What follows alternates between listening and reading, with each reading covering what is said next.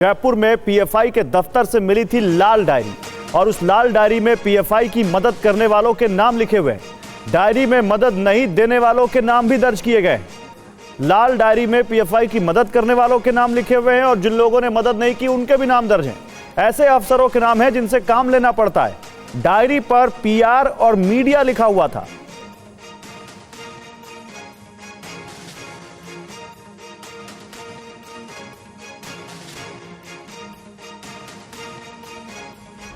PFI का एक बहुत डेंजरस प्लान था। कहां से फंडिंग हुई और कहां खर्च किया गया, इसको लेकर जानकारी सामने आई है।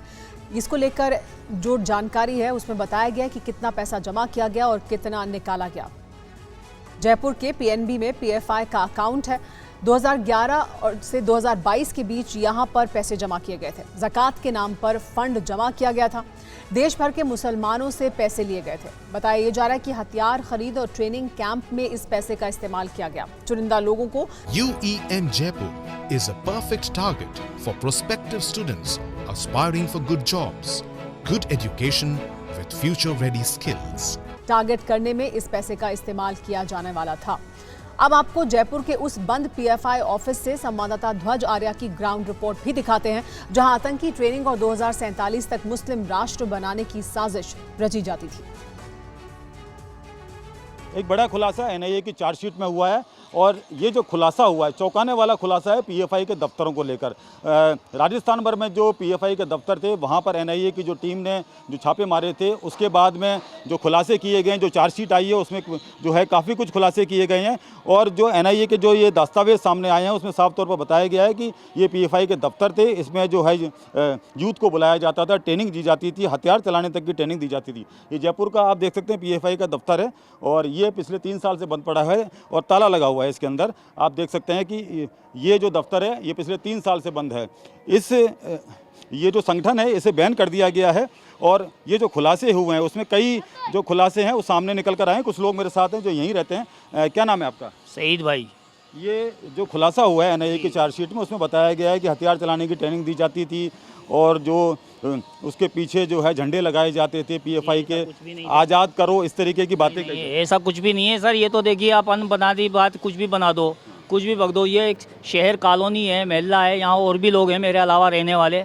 यहाँ तो हमने कोई अभी आज तक ऐसा देखा नहीं। हम यहाँ के पैदाशी हैं। जो स्थानीय निवासी हैं वो कह रहे हैं कि यहाँ पर इतना ज़्यादा जो है पूरी तरीके से लोग यहाँ पर आते थे, लेकिन इस तरीके की बात से ये साफ तौर पर इनकार कर रहे हैं। लेकिन एनआईए की चार्जशीट है जो उसमें जो ये बातें निकल कर आई हैं ये जाँच का विषय है और इसके आगे क्या होता है ये देखने वाली बात होगी। मेरे सहयोगी जतिन के साथ ध्वज आर्या, TV9 भारतवर्ष, जयपुर।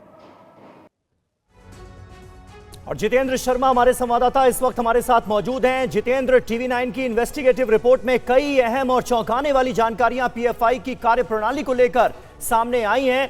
अभी जो मौजूदा संगठन है, क्योंकि सरकार इसे बैन कर चुकी है, बीते दिनों यह भी खबर सामने आई थी कि पीएफआई के जो एक्टिविस्ट हैं वो किसी दूसरे नाम से संगठन को ऑपरेट कर रहे हैं। क्या नई जानकारियां पीएफआई के लोगों को लेकर सामने आ रही है जितेंद्र? जी बिल्कुल समीर, देखिए जब पीएफआई को गृह मंत्रालय की तरफ से भारत सरकार की तरफ से बैन कर दिया गया था उसके तुरंत बाद पीएफआई की तकरीबन 5 से 6 और शाखाएं थी, जिसमें एक एसडीपीआई भी है जो कि उसका राजनीतिक संगठन है। तो फिलहाल ये भी जांच एजेंसियों के रडार पर है। इसको लेकर भी जांच एजेंसियां जैसे ईडी है, सीबीआई है, ये अपनी अलग अलग मामलों के अंदर तफ्तीश कर रहे हैं। कुछ ऐसे कार्यकर्ताओं के बारे में या फिर कहें कुछ ऐसे सदस्यों के बारे में पता चला था जो पहले पीएफआई से जुड़े हुए थे और उसके बाद ये एसडीपीआई से जुड़ गए थे। तो लिहाजा उस एंगल से भी अब तफ्तीश को आगे बढ़ाया जा रहा है। साथ ही पीएफआई के जितने भी ट्रेनिंग सेंटर पूरे राजस्थान के अंदर अलग अलग शहरों से चल रहे थे और जिन्हें ऑपरेट, जहां पर अभी हमारे सहयोगी ध्वज आर्या मौजूद थे, वो दरअसल हेडक्वार्टर बताया जाता है राजस्थान का, जहां पर ध्वज आर्या है और वहां से पूरा ऑर्गेनाइज किया जा रहा था। ट्रेनिंग सेंटर अलग अलग शहरों के अंदर खुले हुए थे, वहां पर इन्हें हथियार चलाने की ट्रेनिंग दी जा रही थी, नौजवानों का ब्रेन वॉश किया जा रहा था, उन्हें टारगेट बताए जा रहे थे। लाल डायरी के अंदर सब कुछ पूरा जिक्र, उसकी प्लानिंग पूरी सब कुछ लिखा हुआ है और उसी के आधार पर अब एनआईए आगे भी अपनी तफ्तीश को बढ़ा रही है। इसके अलावा जो ईडी है वो जो पूरा पैसा इकट्ठा किया गया लोगों से और उसका इस्तेमाल ट्रेनिंग सेंटर्स में किया जाता है, उसको पैसे को भी पूरी मनी ट्रेल को ईडी खंगालने की कोशिश कर रही है। ठीक है, बहुत बहुत शुक्रिया जितेंद्र आपका इस ताजा जानकारी और अपडेट के लिए।